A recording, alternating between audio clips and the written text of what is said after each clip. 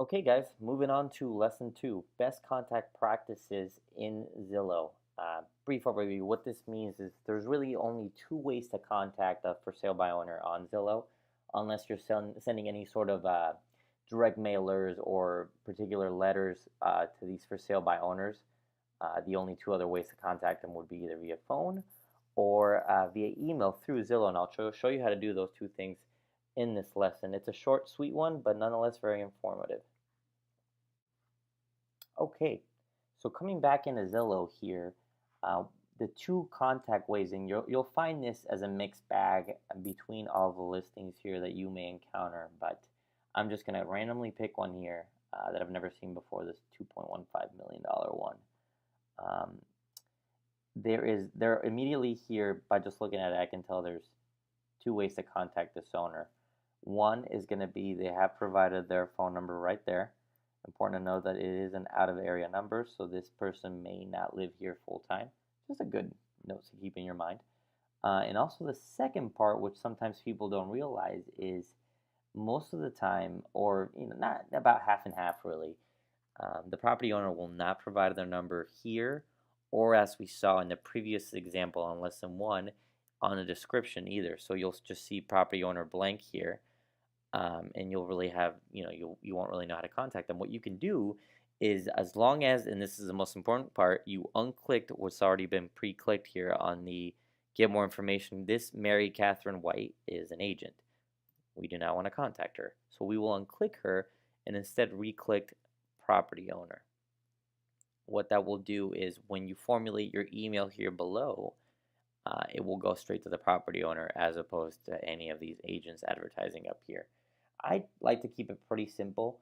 Um, I'll include my phone number in case they want to call me. And the preset message here says I'm interested in 425 Rudder Road or whatever the address is. Sometimes I'll keep that, other times I'll delete it depending on what the nature of my message is. So most of the time I'll type something simple like, hello, my name is Kyle, and I'd like to find out more information on your listing or talk over the phone if possible. Could you please contact me? That's kind of a standard one I usually use, and I'll go, yeah, thanks, Kyle. That way people know that they're talking to a human being. Sometimes what happens, very famous on the internet, not just Zillow, but Craigslist, the scammers will come out and try to spam people, or and especially some of our older clientele, they may be worried about things like that. So it's important for you to tailor your message as organically as possible, meaning you want to sound like you're an actual live person as opposed to some sort of robot or a scammer. Once you do that, it's as simple, and I'll do this live here with you guys. You just hit contact, and it'll say contact successful. Property owner has been emailed and will reply to you directly. You can also reach the owner at the number right there. Now, some, as I told you before, some listings do not have the number, so this option will not be possible for you. This should only really be used when there's no phone number available, as it's always best to just give them a ring and let them hear your pitch over the phone, or let them try to schedule the appointment with you over the phone, which I'll be going over in further lessons here in this training module. So it's simple and easy. You shoot them an email. It'll come right back to me once they reply with whatever sort of response that they have, or they may more likely call me since I asked them to call me. If they're truly interested in selling a house, which by the looks of their pictures, they got, again, professional photography, so more than likely these people know what they're doing. So I can probably expect a phone call here within the next few hours or so. Um, as far as contacting goes, those are really the only two elements that you will see here on Zillow.